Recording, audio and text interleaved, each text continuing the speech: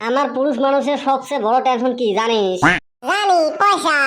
ওই পুরুষের সবচেয়ে বড় টেনশন হল বউ। কিবা কইরা? তুই কোন কথা কলু? তাহলে শোনো, আই বিয়ে করছে ওই বউ নিয়ে টেনশন করে।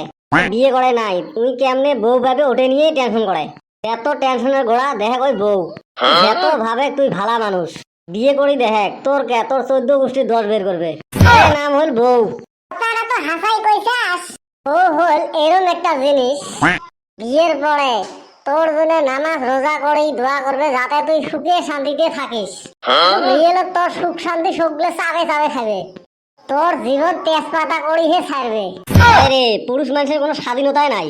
ছোটবেলায় বাপ মায়ে কয় তুই কিছু বুঝিস না, খেলা স্কুলে যায় সেলা মাস্টারও কয় তুই কিছু বুঝিস না। বিয়ে করার পর বউ কয় তোমরা কিছু বোঝেন না। খাওয়া পাওয়া হওয়ার পরে খাওয়া পাওয়া কয় তুই কিছু বুঝিস না। পুরুষ মানুষের বোঝার বয়স কোনটা ওটাই মুই বিচরি পালুম না। তুই একলাই না, পুরুষ জাতিটাই জানে না। বুঝলে তো কলম, পুরুষ জাতির কোনো স্বাধীনতা নাই। বউ ছাওয়া যা কয় ওটাই ফাইনাল। হেফড়া চাচার বেটা বলে বাজারত বড় চার দোকান খুলছে। চার দোকান? হেফড়া চাচার বেটা না কম্পিউটার ইঞ্জিনিয়ার শিখি আছিল। আঙ্গ দেশে কেরা কি পড়ে আর কেরা কি করে। মেডিকেল লাইনত পড়ি আসি ইটের ভাটা দেয়, এমবিএ পড়ি আসি চৌকিদারের পোস্টত এপ্লাই করে। আরো কিছুগুলা আছে এপিএফসির কোচিং করে, 80 ফিট থার্ড গ্রেড পরীক্ষা দিয়ে ফেল করে। বিদেশত দেখো তো যাই যে লাইনত পড়ে ওই লাইনতে লাগিয়ে থাকে, ওই জন্য আমরা সাকসেস হয়। আর আমার হাতে উল্টে ফুলটে। মাইন্ডসেটটা বাদ দে, আমরা যে কিছুই করি নাই, আমরা এখন কি করবো? এই জন্য তো আমার সুবিধে আছে, চতুর্পাশে লাইন খোলা আছে। এখনকার ডাক্তার গুলো যে হয়েছে সব উল্টা পাল্টা। কে তো ফির কি করিল?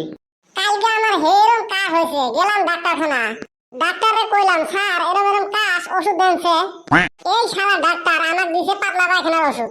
আমি বললাম স্যার আমার হয়েছে কাজ, আমার পাতলা পায়খানা হওয়া ওষুধ দিলেন কে? এই হারামদাদা ডাক্তার কয় এরম থেকে যদি তুই 5 বার যাস 100 বার তোর ভাবা লাগবে। এর থেকে কাজ আছে কিন্তু কাঁচা হারি না, অল্প যদি খুকুত করে তল দিয়া লিক হয়। হালাই তো কাজ তো বন্ধ হয়েছে। কাজ তো বন্ধ হয়েছে কিন্তু হাগিস পিন্ডা থাকা লাগে যে। বেমারি যেরম ডাক্তার ওরম। ওদিনকে গেছিলাম ডাক্তার হতে কানে কম শোনার জন্য। স্যার মুই কেনেবা কানে কম শোনাও। ডাক্তার ফির মুখ টেস্ট করার জন্য কয় কত 6 তো শোনো কানে কম, মুই শুনছ 9। ডাক্তার কয় তুই কই কম শুনিস, তুই না বেশি শুনিস। ডাক্তারখানা হল আজব খানা।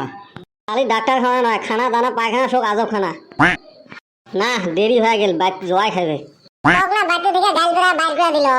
একজন মহান মানুষে কছিল এতে তোমার মান সম্মান নাই, অত থেকে আলগো আসতে সরিয়েছেন। কিন্তু বাড়ি থেকে কেমনে বাইর হয়ে আসিস? বাইর হয়ে আসলেও খানিক পরে ঢুকে লাগে। তাহলে তুই মহান লোকের বাণীটা পালন করস না।